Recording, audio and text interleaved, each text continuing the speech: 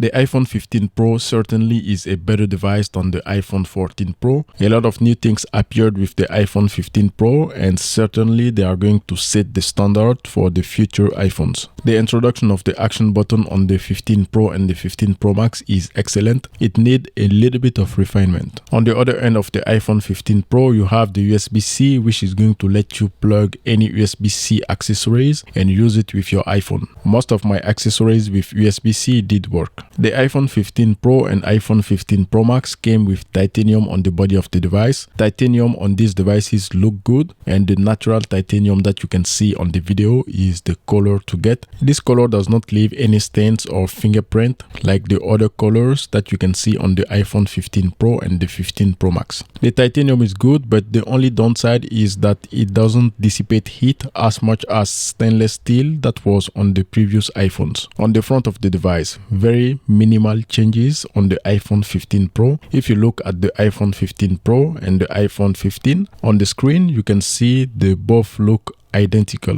except the edges of the iPhone 15 Pro, which are a little bit slimmer. After using this device since the release, I can say the battery life on the iPhone 15 Pro is excellent. I can confirm that because I'm using the iPhone 15 currently, and that phone I can charge it twice as much as the iPhone 15 Pro. I believe the A17 Pro is what is giving the iPhone 15 Pro its better battery life compared to the A16 Bionic. I have configured my action button to be on shortcut, and I have multiple applications that I can select once I press and hold the action button. Having the action button set up this way let me select a few applications at the top of the screen. I can be more productive and navigate between those applications without ever going to the home screen. You can select a single application or a single task from an application in order to use the action button, and this is going to be quicker than using the shortcut. The downside of shortcut is going to be the time it takes to launch, and it is always going to take at least 1 second or more in order to show you all the applications that you want to click on. I love what they did with the action button and their implementation of that feature. Apart from shortcut, you have a few pre-installed applications of the action button that you can select. Most of these are going to be very convenient, but if you want to do multitasking and be a little bit more productive in what you do with your iPhone 15 Pro and the 15 Pro Max, you need to have it set on shortcut.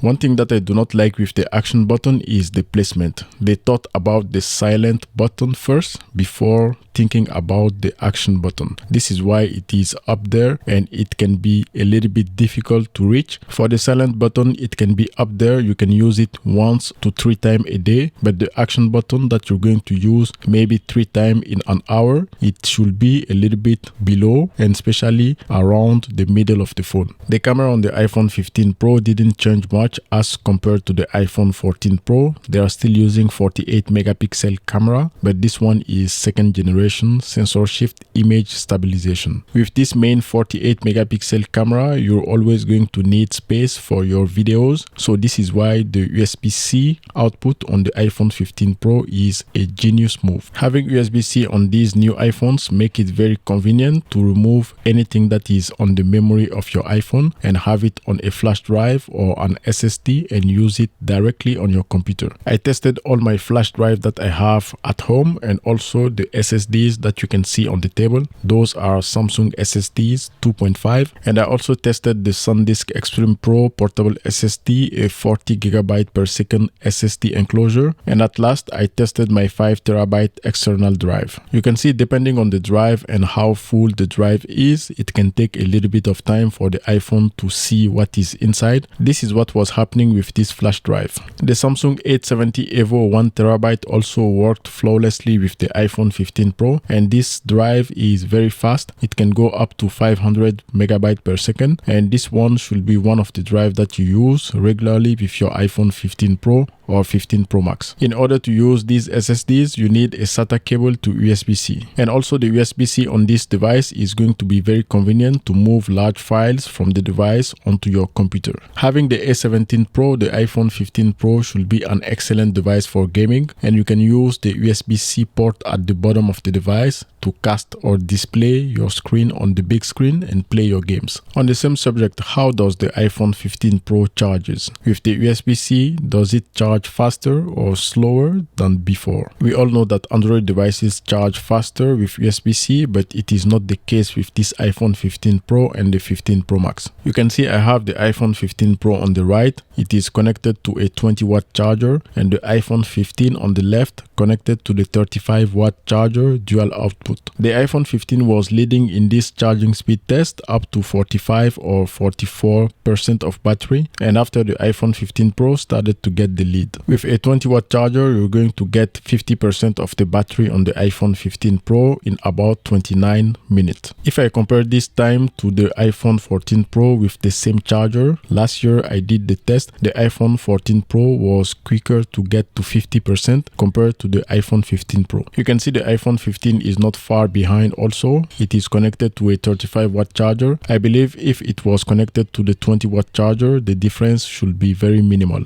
Nearly after 31 minutes, the iPhone 15 got 50% of the battery back, and this is exactly about 2 minutes more than the iPhone 15 Pro. So at this point, we can conclude that both the iPhone 15 Pro and iPhone 15 can get to 50% relatively fast. The only issue is that completing the other 50% is going to take 1 hour and even 1 hour and 30 minutes for the iPhone 15. Currently, the timer says 104 minutes, and this is exactly 1 hour and 44 minutes. The iPhone 15 Pro is very close to 100% of battery, and the iPhone 15 is still at 96%. Using the iPhone 15 Pro with a 35-watt charger might give a better number, but I do not think it can be below 1 hour and 40 minutes. The iPhone 15 Pro and iPhone 15 both have USB-C now, but they are still charging like they have the lightning cable, and it will take a lot of time as always to reach 100%. The screen on the iPhone 15 Pro is more pleasing because the black stuff on the edge of the device has been slimmed down. Now it looks a lot closer to how the screen on the higher end Samsung devices are. The dynamic island on the iPhone 15 Pro didn't change so much compared to the iPhone 14 Pro. They are basically using and doing the same thing with the iPhone 15 Pro. That does not mean it is useless. It is very convenient if you have the right application opened on the background. You will always see the notification of some applications that are compatible with the dynamic island. Currently, I have the map open and I have the timer also open, and both are running on the background. You can see I can go directly on those applications by clicking on their icon at the top of the screen. After using this iPhone 15 Pro for quite a while now, I can say that I found 3 applications that are always running on the background of the dynamic island. If you have a 4th application, it will swap one of the 3 applications that are working on the background. The implementation of the dynamic island on the iPhone 15 Pro is alright. It doesn't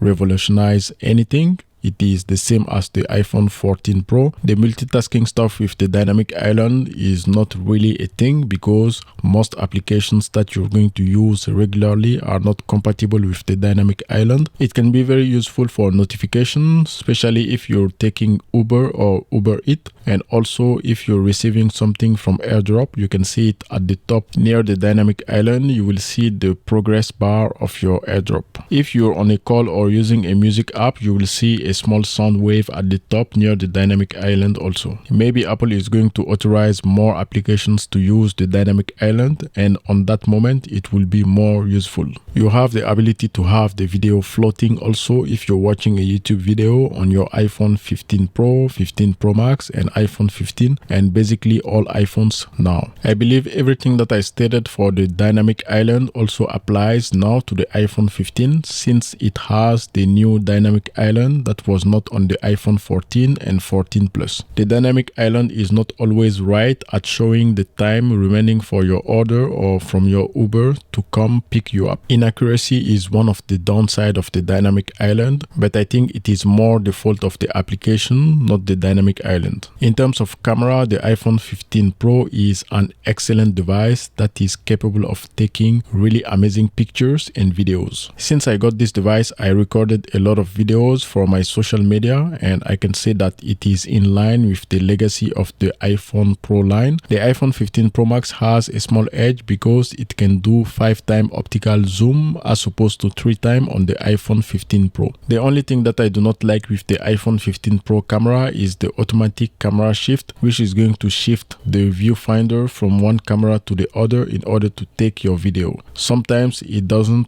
do it right and it will mess up your video and you will have a bad footage. And you will see it because it will shift from the 48 megapixel main camera to one of the 12 megapixel camera. You're going to see it on the screen. The picture is going to be a little bit grainy and it will lack the quality of the 48 megapixel camera. Apart from that, the camera quality of the iPhone 15 Pro is excellent and they did a good job in having the 48 megapixel camera on the iPhone 15 also. So here's the video from the iPhone 15 Pro of this train moving.